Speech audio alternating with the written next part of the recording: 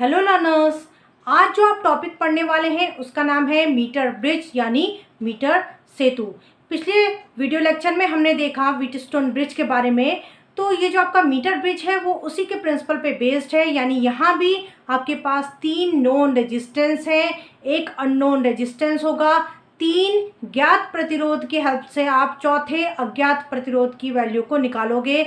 यहाँ भी आपके पास एक गैल्वेनोमीटर यानी कि एक धारामापी और एक आपके पास सेल होगा। ठीक है, तो आइए देखते हैं मीटर ब्रिज से हम कैसे अननोन रेजिस्टेंस को निकालते हैं, अज्ञात प्रतिरोध को कैसे फाइंड करते हैं। ठीक है, तो स्टार्ट करते हैं आज का टॉपिक।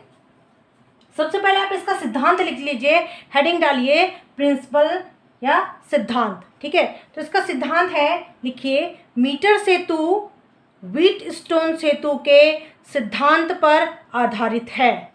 ठीक है, फिर हेडिंग डालिए कंस्ट्रक्शन यानी संरचना। देखिए पहले मैं आपको यहाँ सर्किट ड्रॉ कर देती हूँ, उसके बारे में समझा देती हूँ, फिर मैं आपको लिखाऊंगी। ठीक है, तो यहाँ पे देखिए कंस्ट्रक्शन के अंदर इसके आपके पास सबसे पहले होगा एक वायर, और ये जो वायर आपके पास होगा ये आपका 1 मीटर लंबा होगा। कितना होगा आपके पास? 1 मीटर लंबा वायर होगा।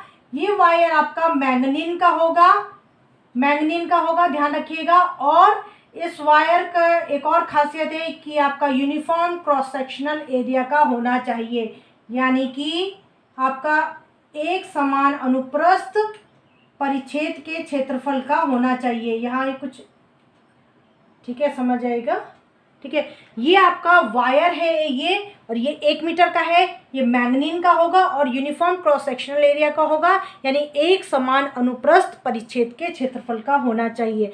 अब ऐसा क्यों? देखिए ये मैंगनीन का इसलिए होना चाहिए क्योंकि मैंगनीन एक ऐसा अलॉय है जिसका रेजिस्टेंस टेम्परेचर पे लगभग इंडिपेंडेंट होता है, यानी उस पर निर्भर नहीं करता ताप पे। ठीक है, तो जब टेम्परेचर बढ़ेगा या घटेगा तो आपके रेजिस्टेंस पे कोई फर्क नहीं पड़ेगा वायर के। प्लस हम इसको एक समान इसलिए रखते हैं, यूनिफॉर्म क्रॉस सेक्शनल एरिया का, यूनिफॉर्म एक समान एरिया का हम इसलिए लेते हैं क्योंकि अगर आपका वायर कहीं पतला कहीं मोटा हुआ तो उससे प्रॉब्लम ये आएगी कि जो रेजिस्टेंस होगा वो चेंज हो जाएगा। ठीक है, क्योंकि फॉर्मूला हमें पता है, तो अगर आपका वायर का एरिया कहीं कम कहीं ज़्यादा होगा तो आपका रेजिस्टेंस भी उस हिसाब से चेंज होता रहेगा। तो रेजिस्टेंस चेंज ना हो, रेजिस्टेंस पे फर्क ना पड़े, इसलिए आप क्या करोगे, यूनिफॉर्म क्रॉस सेक्शनल एरिया का वायर लोगे।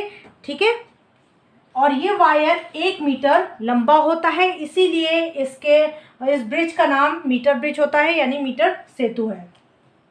फिर इसके साथ एक कनेक्ट होता है स्केल। स्केल मीन्स पैमाना, जिसमें आप रीडिंग नोट करोगे। ये स्केल आपका 100 सेंटीमीटर यानी 1 मीटर का होगा, ध्यान रखिएगा।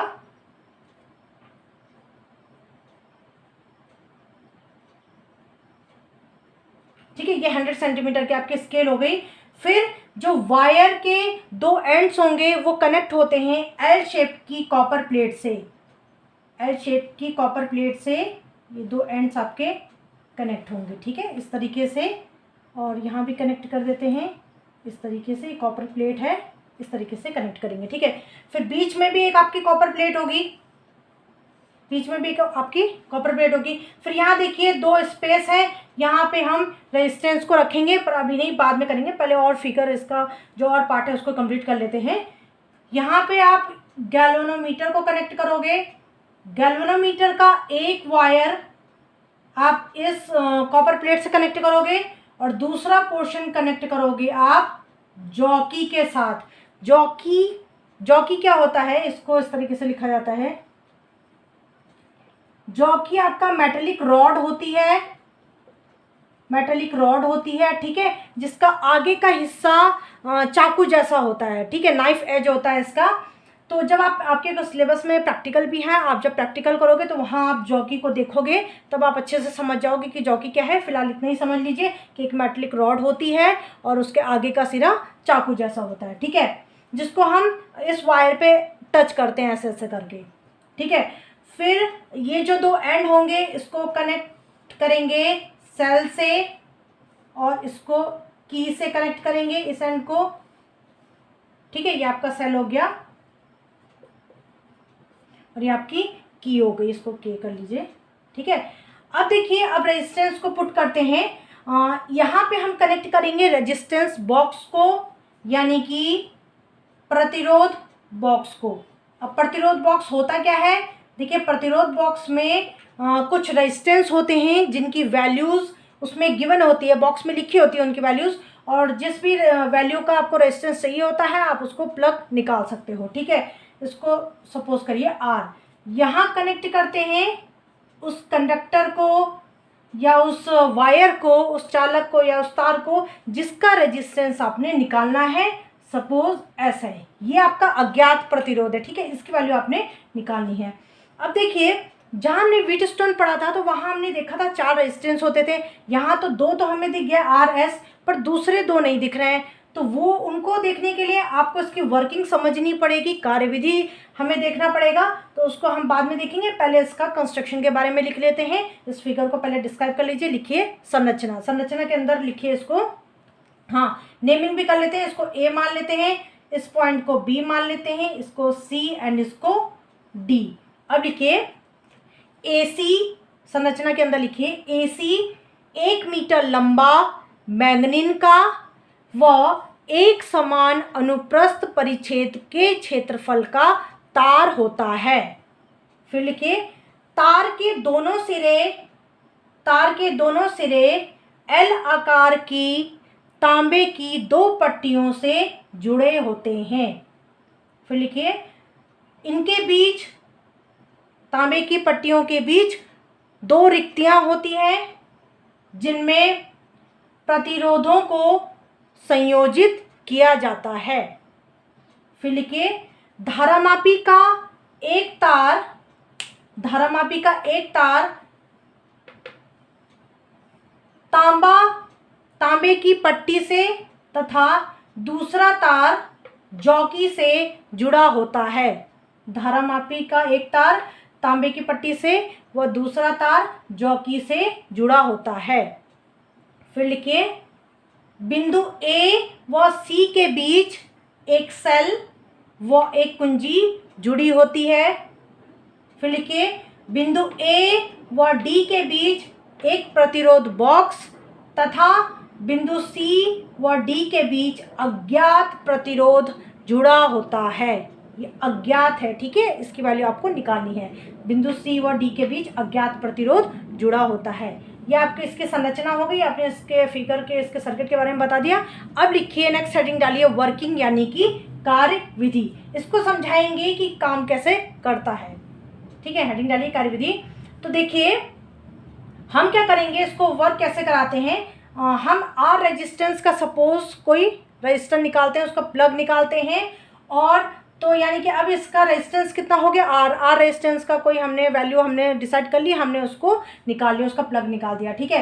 फिर हम क्या करेंगे, ये जो जॉकी है, जो आपको एरो दिख रहा है वो जॉकी है, ठीक है। जो जॉकी है आप उसको इस वायर पे टच कराओगे, सब जगह टच कराओगे, तो आपको इस पूरे वायर AC में एक पॉइंट ऐसा मिलेगा जिस पॉइंट पे जब आप टच कराओगे तो इस गैल्वेनोमीटर, इस धारामापी में कोई डिफ्लेक्शन नहीं होगा, यानी कोई विक्षेप नहीं होगा।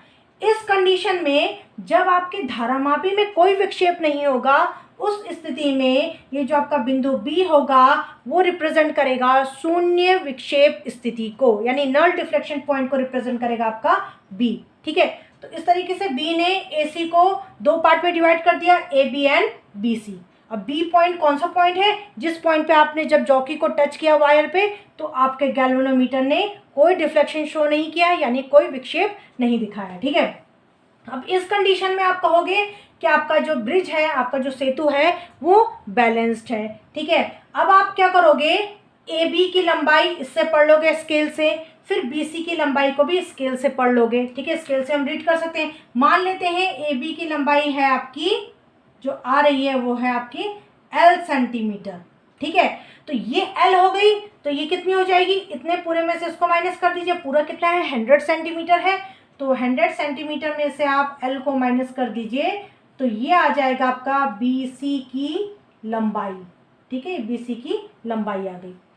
अब देखिए अभी भी आपके पास रेजिस्टेंस नहीं मिला, अभी आपके पास लंबाई मिली है, 2 रेजिस्टेंस तो आपके पास है, पर 2 रेजिस्टेंस अभी आपको नहीं मिला है, क्योंकि व्हीटस्टोन ब्रिज के लिए तो 4 रेजिस्टेंस चाहिए होता है। अब इसको कैसे निकालोगे, तो इसको निकालोगे आप इस वाले फॉर्मूले पे पुट करोगे, R equals to rho L by ए।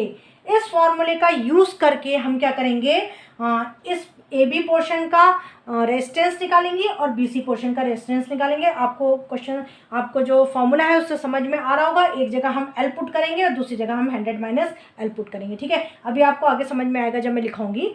तो अभी पहले इसकी वर्किंग लिख लीजिए, लिखिए कार्य विधि, ठीक है। फिर लिखिए सर्वप्रथम प्रतिरोध बॉक्स में से, सर्वप्रथम प्रतिरोध बॉक्स में से R प्रतिरोध का प्लग निकाल लेते हैं, ठीक है। फिर जॉकी को तार AC में स्पर्श करेंगे और इस प्रकार व्यवस्थित करेंगे कि धारामापी में कोई विक्षेप ना हो। फिर लिखिए इस अवस्था में बिंदु B को शून्य विक्षेप स्थिति में कहा जाता है। फिर लिखिए AB व BC की लंबाई, AB व BC की लंबाई पैमाने में पढ़ लेंगे, ठीक है। फिर लिखिए आगे, इस प्रकार 4 भुजाओं AB BC CD DA, इस प्रकार 4 भुजाओं AB BC CD DA, धारामापी भुजा BD तथा सेल भुजा AC के साथ व्हीटस्टोन सेतु का निर्माण करते हैं। अब आपके पास व्हीटस्टोन ब्रिज बन गया। अब आगे समझो, वहाँ भी आपका ऐसे था ना, AB BC CD and DA, ये 4 साइड्स थी, तो यहाँ भी हमने 4 साइड्स बना दी हैं, ठीक है। तो वहाँ भी जो आपका सेल कनेक्ट था वो A और C के बीच था, यहाँ भी देखिए A और C के बीच आपका सेल कनेक्ट है। वहाँ भी आपका व्हीटस्टोन ब्रिज में देखिए B और D के बीच में गैल्वेनोमीटर कनेक्ट था, यहाँ भी आपका B और D के बीच में गैल्वेनोमीटर कनेक्ट है। इस प्रकार से आपने व्हीटस्टोन ब्रिज बना दिया है। अब हम जरा पहले इनका रेजिस्टेंस निकाल लेते हैं, AB और BC का, फिर हम वैल्यू व्हीटस्टोन ब्रिज का जो फॉर्मूला था उस पर सीधा सीधा पुट कर देंगे। लिखिए माना तार AB की लंबाई L सेंटीमीटर है। फिर लिखिए व BC की लंबाई, अब BC की लंबाई कितनी हो जाएगी, 100 माइनस L सेंटीमीटर, ठीक है। फिर लिखिए तार AB का प्रतिरोध, तार AB का प्रतिरोध equals to rho L upon A। मान लेते हैं इस तार की जो रेजिस्टिविटी है, प्रतिरोधकता है, वो रो है, और जो इसका क्रॉस सेक्शनल एरिया है यूनिफॉर्म, वो क्या है, स्मॉल a है, ठीक है। तो AB के लिए आप L लिखोगे। फिर नेक्स्ट लिखिए, नेक्स्ट लाइन में तार BC का प्रतिरोध वो हो जाएगा रो, अब L की जगह आप लिखोगे 100 माइनस L। अब लंबाई चेंज हो गई है, अब आप इसकी लंबाई लिखोगे BC की जो कितनी है 100 माइनस L अपॉन A। तो अब रेजिस्टेंस आ गया आपका, ये प्रतिरोध आ गया हमारा AB का, और ये प्रतिरोध आ गया हमारा BC का, ठीक है। अब लिखिए नेक्स्ट लाइन में व्हीटस्टोन सेतु के सिद्धांत से।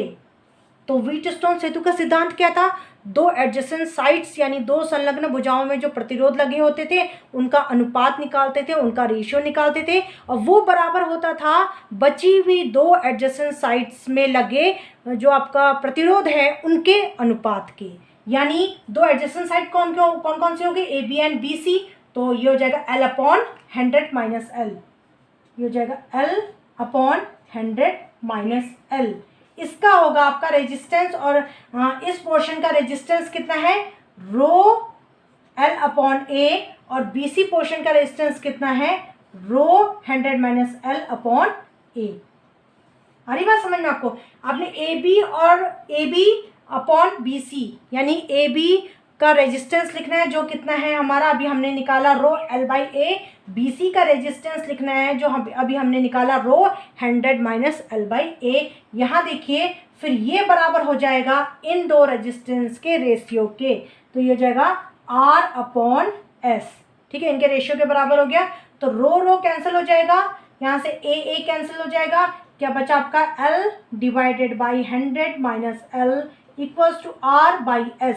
और हमें वैल्यू किसकी निकालनी है, एस की। यहाँ से आ जाएगा S equals to R into 100 minus L divided by L. तो इस तरीके से आप एक अननोन रेजिस्टेंस की वैल्यू को निकाल सकते हो। आर की वैल्यू आपको पता है, रेजिस्टेंस बॉक्स में लिखी हुई होगी। एल की वैल्यू आप स्केल से पढ़ के निकाल लोगे, और एल निकाल लोगे तो 100 माइनस एल भी आपका आ जाएगा। तो ये तीनों आपके नोन वैल्यूज़ हैं। इसके हेल्प से आप आर की एस की वैल्यू, जो आपका अननोन रेजिस्टेंस है एस की वैल्यू आप निकाल सकते हो। ठीक है, तो ये था मीटर ब्रिज। आई होप आपको समझ में आया हो। नेक्स्ट क्लास में नेक्स्ट टॉपिक के साथ फिर मिलेंगे। Good bye.